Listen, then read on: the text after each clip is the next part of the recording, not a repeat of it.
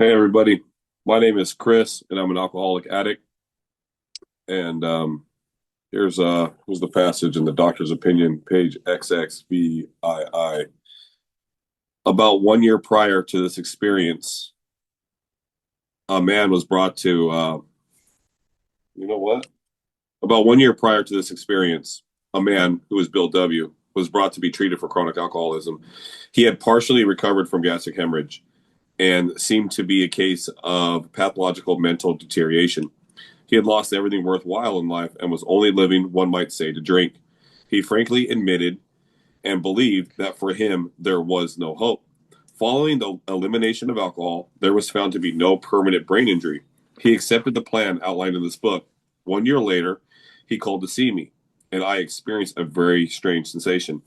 I knew the man by name and partially recognized his features, but there all resemblance ended.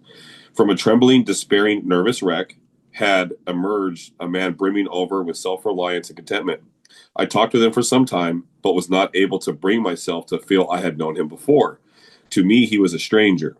And so he left me. A long time has passed with no return to alcohol, which was ended up being 36 years. Um, I didn't even know the first time I read Doctor's Opinion that they were speaking about Bill.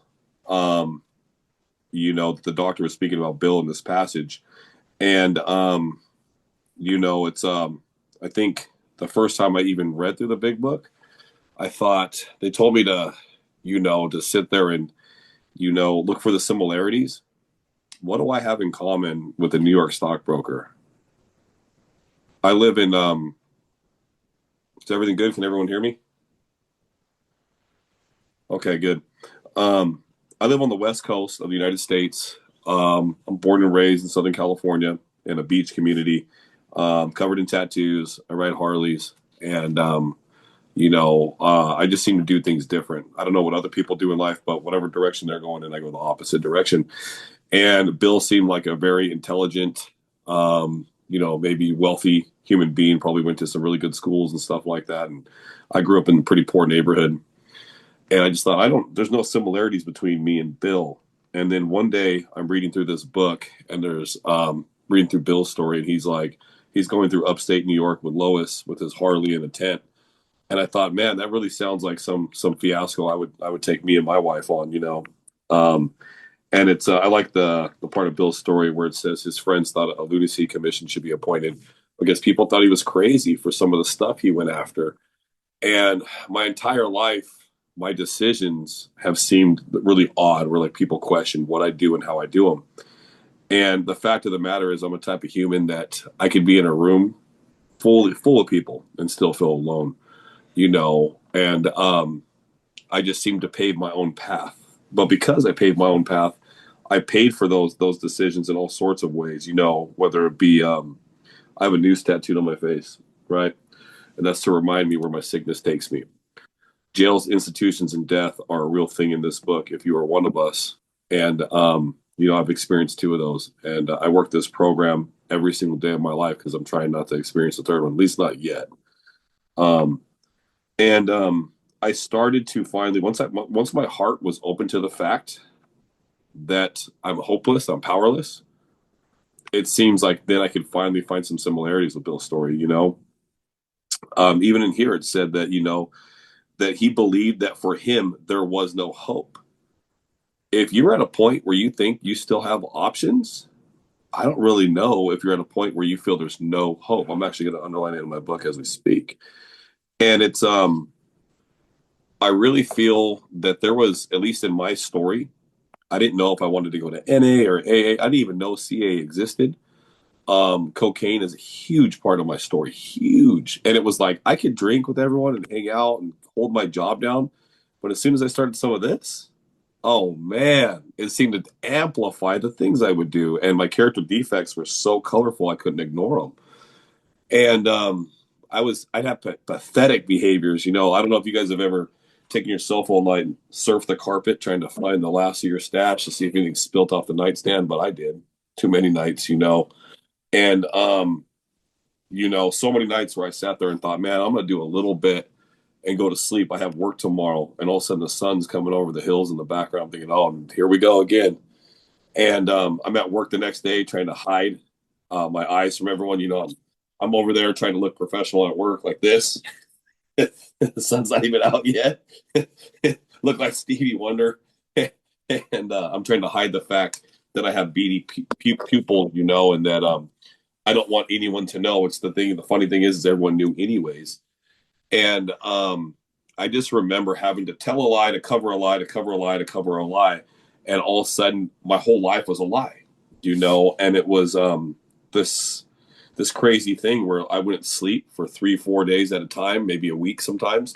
So then I started some other outside issues. I don't know if you guys have ever heard of this other thing called heroin. And so it was like I'm doing cocaine to stay up, I'm doing heroin to come down, and now I realize I can control when I'm awake, I can control when I sleep, and I had all these issues. But it started off with alcohol for me. It started off drinking, and then it turned into these other things, and it was so out of control. I was going to my employer, and I said, "You guys got to send me to rehab." And they said, "Well, why?" And I said, "Well, I'm an addict, and I have a problem." And I said, I'm high at work, and I'm in equipment. I'm in like really expensive equipment, and I'm putting lives at risk." And they said, "Well, can you do less cocaine, Chris? Like just a little bit?" They go, "When's the last time you did cocaine?" I said, "Well, about 5 minutes before this meeting, I hit the bathroom and I did some cocaine." And they just told me to just moderate it, right? And I just sat there and thought it's in a lot of industries and in mine, it's something that's maybe socially acceptable. And so people didn't think it was that big a deal. But I have the type of ism in me that I don't know when to stop anything. Well, I don't care if it's ice cream, I don't care if it's sex, the gym, money, whatever it is, I do in excess. So as I read through this book and I'm going through step one and I'm going through powerlessness, it's it had to really sink in exactly how powerless I am, right? And the fact of the matter is that once I start, I cannot stop. And I mean, that's something we read over and over in this book. If you can stop on a non spiritual basis, you're probably not one of us.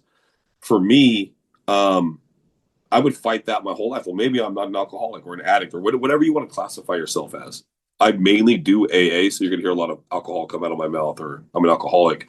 And I'm everything. If there is an anonymous at the end of it, I'm there. I got it all. The thing is I had to get to that point, that jumping off point where death seemed better than living. I had to get to that point where I couldn't go one more day, one more minute, and I couldn't take one more breath, and I was convinced when there was a woman who saved my life. She took my phone call, and she runs my home group, or she's part of running my home group that I go to. And the day she called me, I was convinced the Grim Reaper was outside my door waiting to kill me. And whether that's true or not, I'll never know. I don't even care anymore. And she told me that I'm suffering from the spiritual malady. I never even heard of that, right? So then I flip open to page 64 where the spiritual malady is overcome. We straighten out bodily and mentally. And it just made sense. My problem wasn't here. My problem was right here. And it's like, how do you fix what's going on right there? It's up there. But how do I connect to that? I don't have the power to connect to that. And so going through these steps, I finally went through these steps accurately with somebody and honestly. And, I'll break it down in my way. And I hope that the way I speak about it doesn't bother anybody. But step one, I'm incredibly screwed. Step two, come to believe that maybe something can unscrew me. Step three, turn my will and my life over to that thing that can unscrew me. Step four, I tell on you. Step five, I tell on me. Step six, I'm getting ready for that soul surgery. You know what I mean? I'm fasting, I'm prepping, I'm getting the gown on. Step seven, I'm on the table. And God's actually removing those things. And then as you go into step eight, I'm making that list, which I've already made anyways, in that 4 and 5. Step 9 is when the real footwork starts. And I really have to say, am I really living this program? Am I really about this? Am I going to go knock on those doors? Am I going to pay back that money? Am I going to go let people know that I've harmed them that don't even know I've harmed them? And that's where I really met God. The way we do it in BBA is we take these 3x5 cards and we write all these amends we have to do. And you put a plus or a minus on this card. And if you're willing to make that amends, like right now, go make that amends. I put a plus on it. If I'm not, there's a minus. Almost all my cards had minuses on them because I didn't want to tell anybody my dirt or what I've done. I thought it was secret, even though it wasn't. And something magical happened. With each one of those amends I made, I could hear God a little clearer. When I do that nightly review, I could actually hear what my next step is supposed to be. And before that, they're like, hey, man, you got to read 10 and 11 every night. You have to practice 10, 11 practices. You know what I mean? That's a growing step. That is not a maintenance step. That is a growth step. Both of those. And, I couldn't hear nothing. I'm sitting there praying and meditating. God, what should I do? And nothing. Crickets. And sorry, got a bloody hand. I smashed it with a sledgehammer at work right before this meeting. But so the whole thing is making those amends cleared that pathway between me and my creator. When I honestly pray on something, God speaks to me in ways. I'll have this glowing intuition of what my next step is, and it'll glow so bright I can't ignore it. When I don't hear God, I don't move these feet. Because when I do, I almost always regret it. So it's I wish I could just stop there, right? I think that's where a lot of people they make that mistake where it's like we do that with the programs about us. They say it's a selfish program, but is it? I remember telling my sponsor one day that I owed him. And he says, you don't owe me nothing because what I gave to you didn't belong to me. And that just sank in my head. So I work all these steps to put myself in a position that I could be of service to others. And it's step 12 that truly unlocks that. Rent is due every single day. And I pay rent by answering this phone. I pay rent. Goedenavond, Saito. I Yeah, pay rent by speaking. I pay rent by taking someone through this book. And, through step 12, I feel that that I am on the spiritual plane. I feel that I can almost sense what God wants me to do before I even pray or meditate on it. And that's amazing because I went my first 30 years of my life confused. Things that came easy for others just seemed difficult for me. Some of the most easiest decisions, like you guys ever heard like that simple rule, treat others how you want to be treated? I must have been absent on that day because I went around, treating people as I saw fit. Everyone had I had this system, and you were either this high on my system or this high. And if you were this high, I treated you like crap. And if you were this high, I treated you like royalty, and everyone in between. And everyone had their positions in their places, right? And I think I'm at a place now where I will conversate and respect someone who's homeless and have the same conversation with someone who's a CEO at my company. Because what does it matter? Every single one of us are human beings, and we all have our roles in life.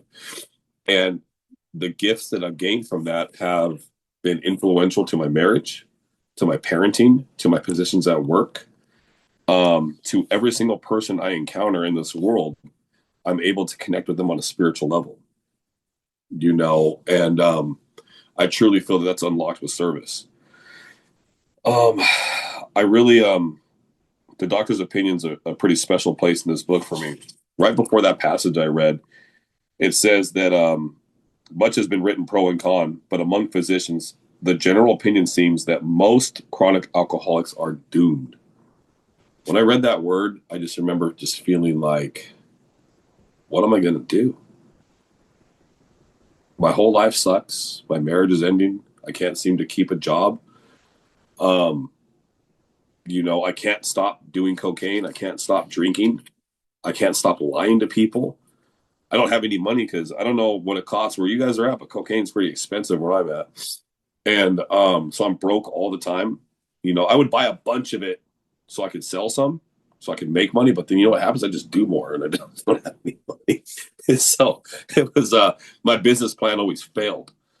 And I remember my wife, who was my girlfriend at the time, she comes to my house one day and she says, "You're the worst drug dealer I've ever met."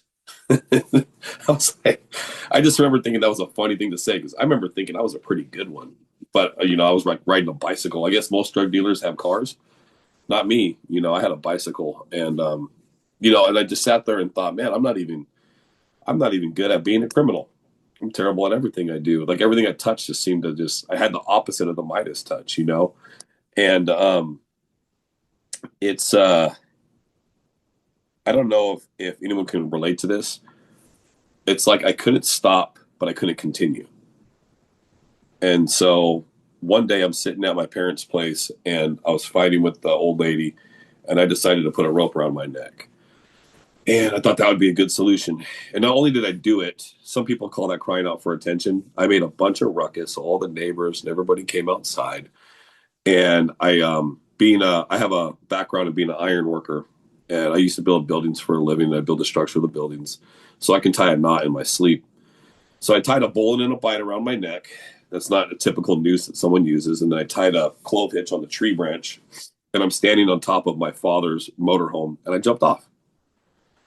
And meanwhile, my father is freaked out. I'm about maybe 22 years old, and this man tries to get underneath me and to relieve the pressure, but the knot, once it cinched down, didn't want to uncinch. And so a neighbor had cut me out of the tree. I had released my bowels, and my body was fully relaxed. And I was on the floor while a neighbor was performing CPR on me, and the ambulance had called me in as a DOA. So I was dead on arrival. And I always hear people say, like, "Oh, I died 6 times." I'm like, well, then how are we talking? you know, like, are you there? And but yeah, I was called in as my heart wasn't beating anymore. And so I'm not sure what they did to me in the ambulance, but there was angels in the ambulance that day because they saved my life. And I remember being upset when I woke up in the hospital that I was unsuccessful yet again at another suicide attempt. That wasn't my first attempt. I did the whole put the hose in the window from the car, try to operate my firearm, but I'm too drunk or high to do it. I did all sorts of different things, took a bunch of pills and just woke up in my own vomit. And at the time, I remember being so upset that I was unsuccessful. I wasn't even happy that someone saved my life. I wasn't happy that I actually had family that still cared about me. And it wasn't until that everyone stopped caring. One day, everybody left. I had no family, no friends, no nothing.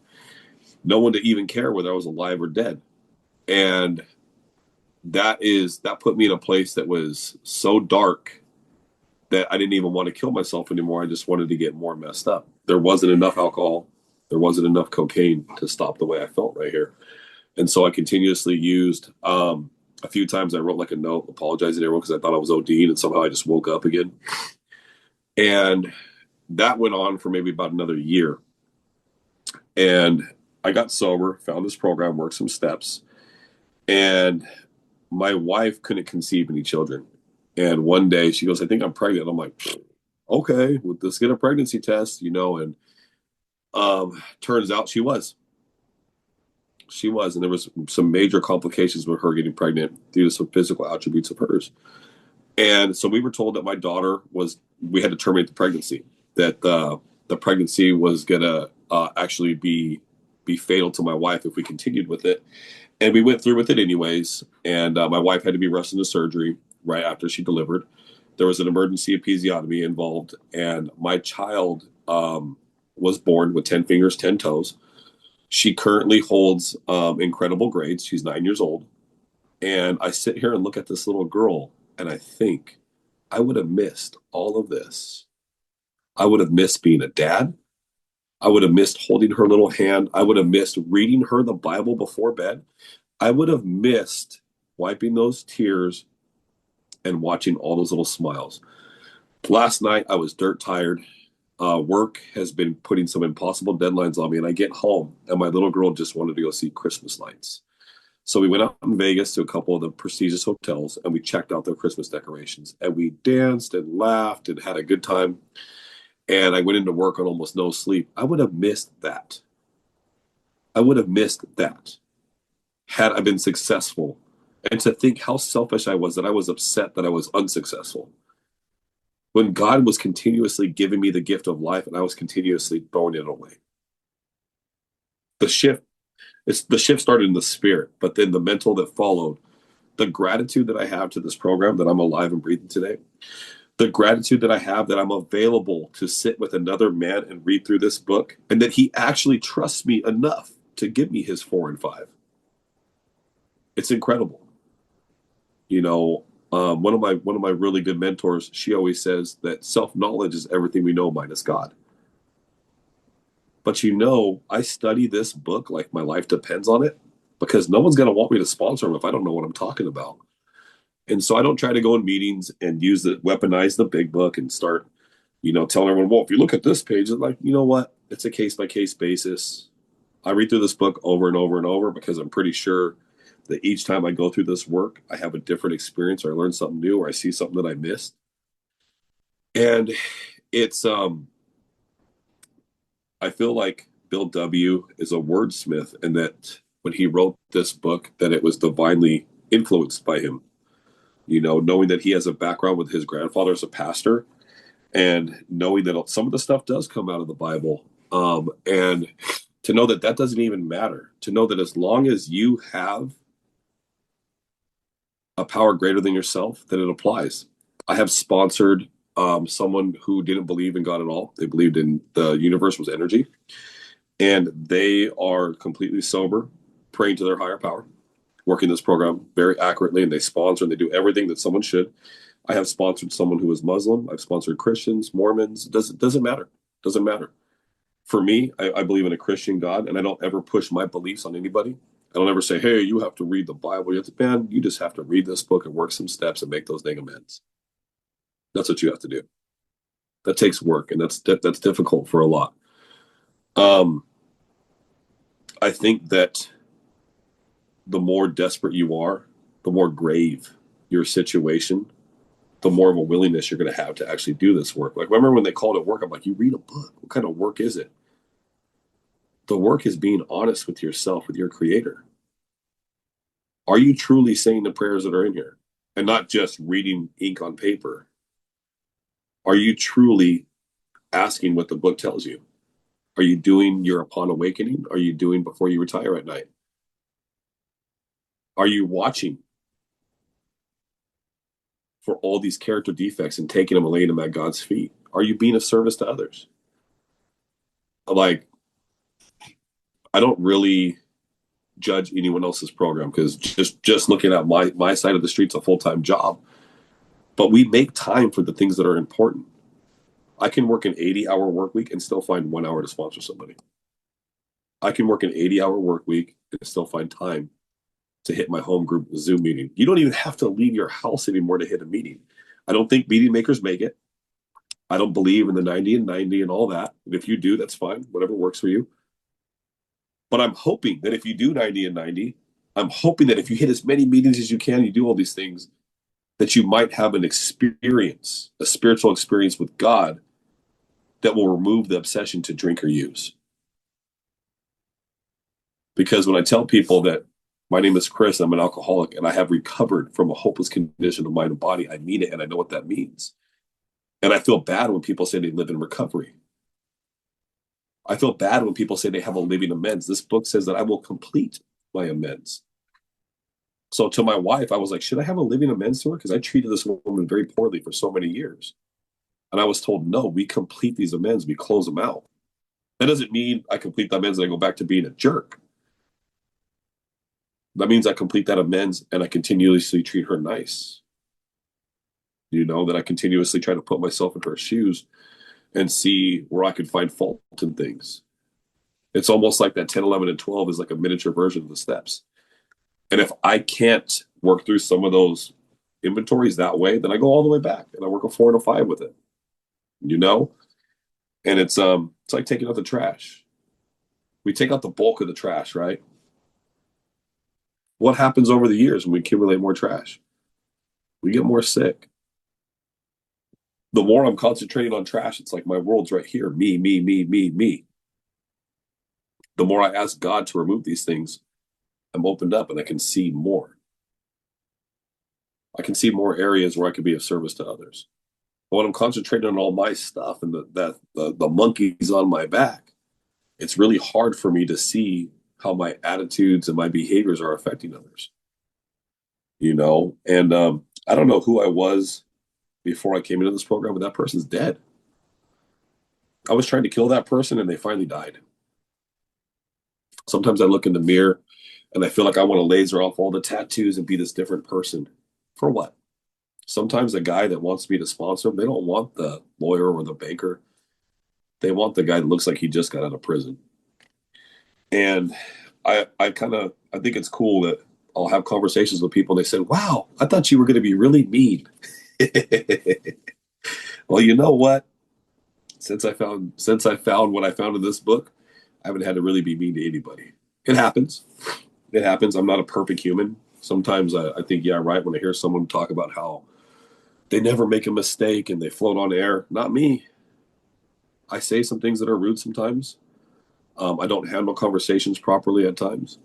But now I have a process with this book where I can go back and I can write these things right away. I can take a look at these things and ask God what to do about them. I can bounce them off another alcoholic and say, "Hey, man, what do you think about this?" And like, "Hey, you know what? Maybe that deserves an amends. You should really pray on that." In sponsorship, I don't know why people are scared of sponsorship. It's easy because we take responsibility of our sponsees. We think you don't even have control over your own drug use or drinking. You think you have control over someone else's?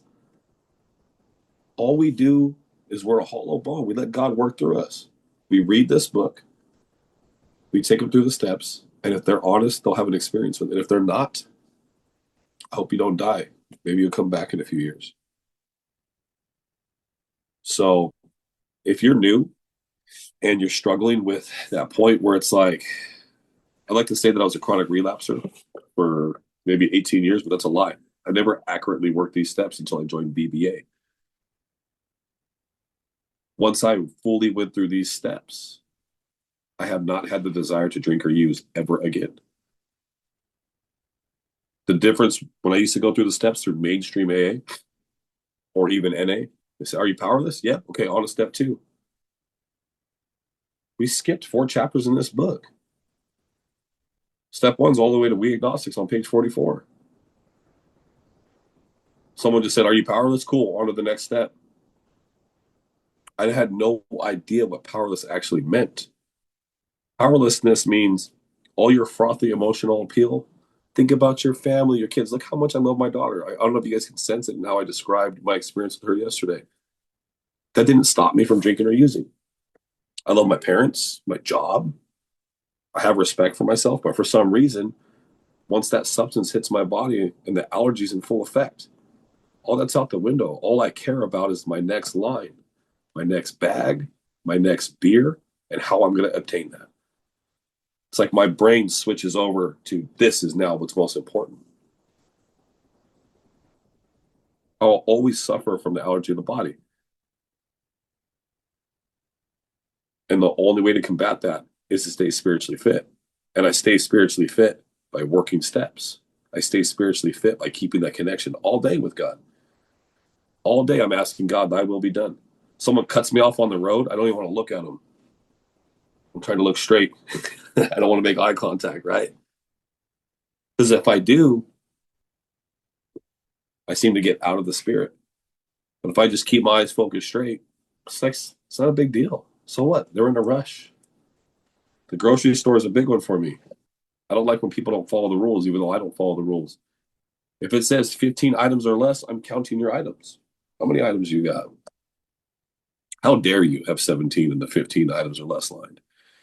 I feel so inclined to say something to you. Now, I'm not going to lie to you guys. I still count, but I just don't say nothing anymore. It's none of my business what other people are doing. My life is so incredibly good. A really good friend of mine in the program always says that his wife wants him and the police don't. And it used to be the other way around. That's the same for me. It's the same for me. It's not saying that I'm a perfect human being or I don't make mistakes, but I'm someone who's been given a chance. This book describes God as being my employer. It says that he will be the principal, that I will be the spearhead of his ever advancing creation. Like the tip, I'm the tip. Doesn't that make you feel important when you read stuff like that? I've had a lot of jobs in life, but to be the spearhead of God's ever advancing creation, what does that even mean? That means when I step into a meeting and I see that look, that look of desperation in someone, they don't even know what to say when they talk to you. And you're over there making jokes about how nasty the coffee is or whatever, right? That means I come up and I say, hey, my name is Chris. And if you want to, you don't ever have to drink again. And sometimes some of that glow that we have once we're recovered, someone wants to latch onto that. And so we let them latch on for a bit, like teaching your kid how to ride a bicycle. You hold them for a little bit, then you let them go. God's got them. But they just need a little push. They just need a little bit of suggestion and guidance. And if they're willing to take it, their life will change. I used to really get really scared about sponsorship because I thought, man, if I mess up something at work, I don't know, it's money. We pay for it, whatever. We have insurance. What if I mess up someone's sobriety? What kind of eternal damnation is waiting for me? You know what? I don't step into a session with someone without praying. Before I logged on to this, Joey had called me and said, hey, yeah, like you logging on. I said, I'm coming on right now. I was praying.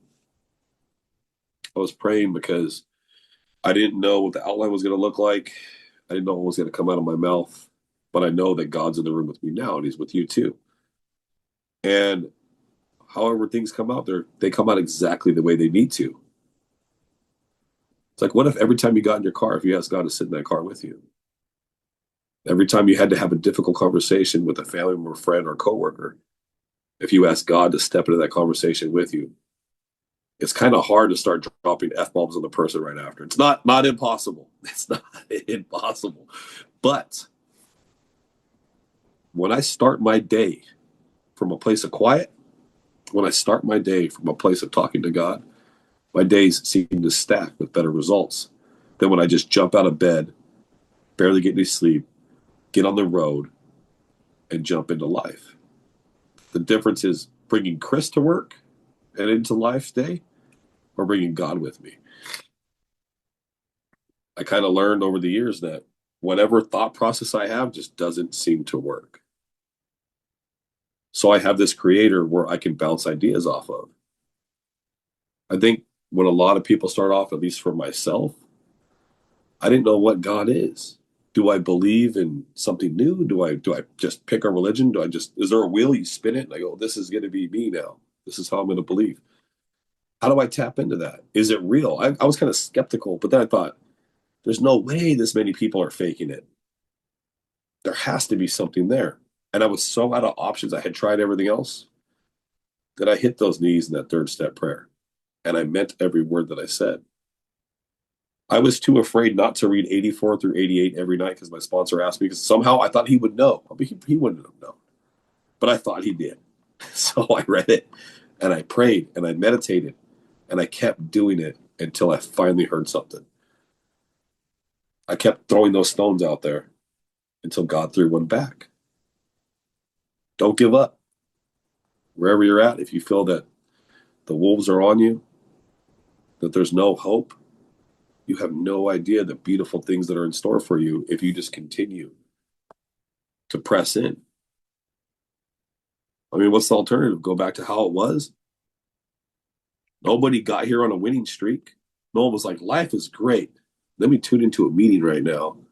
Absolutely not. Every single one of us came here on some pretty grim circumstances. I don't know if anyone here has been to jail. Not a fun place. I don't have to go there anymore. I don't know if anybody has, under the influence, said terrible things or done terrible things to people. And the next day thought, that's not me. Why did I do that? I don't know if anyone here has made high emotional decisions during certain arguments and times and regretted it the next day. I don't have to do that anymore. I can sit and think things through. This book tells me that I've been placed in a position of neutrality, safe and protected. I used to go through extreme paranoia because I like stimulants, where after like day 3, the shadow people show up. I don't know if anyone's ever had that happen to them. And there's extreme paranoia and everyone's after me. And, I'm the center of the universe. That doesn't happen anymore either. Doctors put me on anxiety medications and all these things. And the more medications they seem to pump into me, the more I would drink and use in correlation with those things. I know what was wrong with me. And reading through Bill's story, Bill said that he took sedatives and he drank.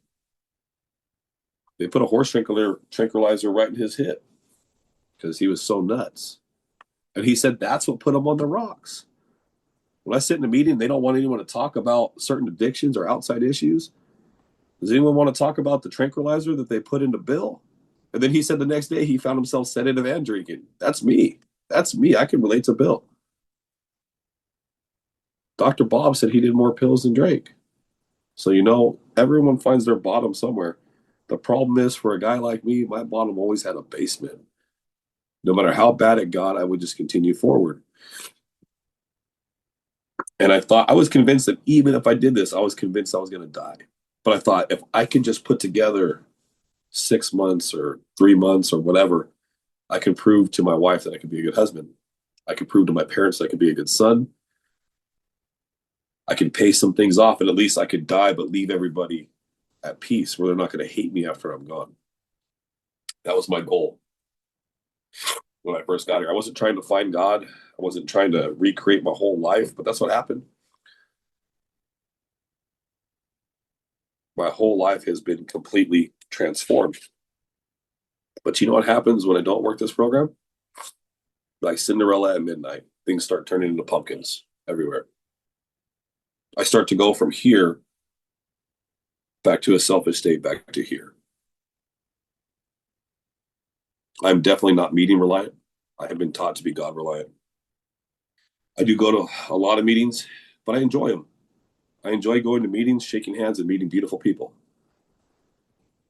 It seems like in the early days, a lot of the pioneers, they had to go to hospitals to meet people, to sponsor and try and help out. Well, you know what? We collect them in rooms now, and you put $1 in the basket, shake someone's hand, give out your phone number, and all is good. Who knows if they'll call you back? I don't even know how many times they've given out my number. I'll get a call from someone that I gave their number to a year ago, and they suffered one more year before they made that call. You should have called earlier, buddy. You didn't have to suffer that long, but I get it. It takes what it takes. It takes what it takes. And I don't want to go back to being the old me. I don't think I'll survive it. I truly feel that if I picked up a drink right now, it wouldn't take long. It wouldn't take long for the shadow people to show back up. It wouldn't take long for me to lose my job, my wife to leave me, my kids to hate me, and me to hate myself. My only regret in life is maybe not doing it sooner, but everything happens in God's timing. So it's I don't know. I like to sit there thinking about Fitz Mayo, who's right after Bill, and they found this guy in a barn. They had to send a searching party for this guy. It's a story right after the reading I read at the beginning of this talk. And Fitz Mayo, later in the book, they talk about him. He's a minister's son.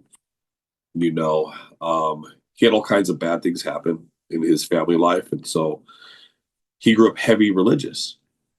So he was someone that came in just like me. I grew up with like religion being pushed on me, right? I don't have religion anymore.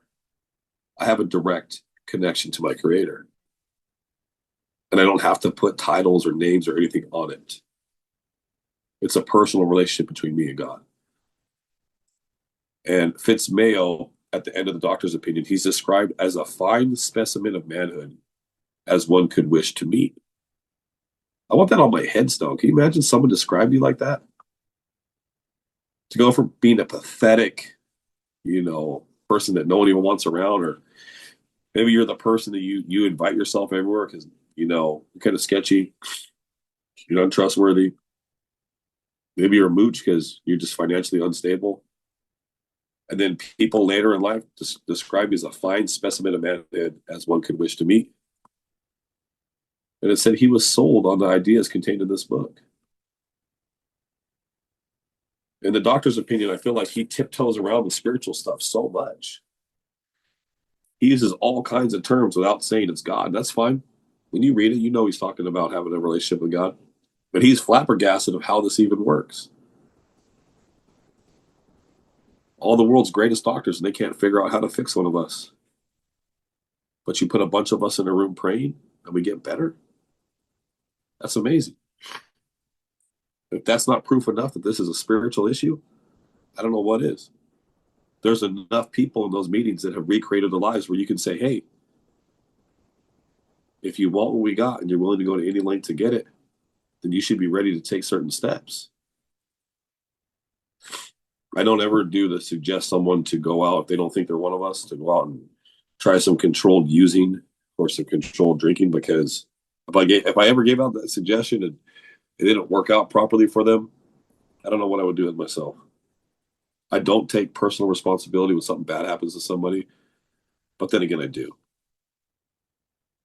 I sit there and think, did I really pray that through? Did I really bring God into that conversation before I gave out that suggestion? There's two kind of suggestions that come out of my mouth. One's Chris suggestions and one's God suggestions. And I want the ratio to be almost all God suggestions and not Chris suggestions. Otherwise, I'm not doing my job in this program. So I just want to thank Joey for asking me to speak. I want to thank everyone for listening to what I had to say. If anyone needs my number, they can call Joey. I'm willing to talk to anybody anytime. I do have room for maybe one more sponsee if someone wants to go through the work. I do have a background in alcohol and with cocaine, so not so much with other drugs, but I've done just about everything. I'm glad I got out of the scene right before fentanyl hit, because it seems like that seems to be killing every single person that I care about right now. But my name is Chris. I'm an alcoholic, and thanks for listening.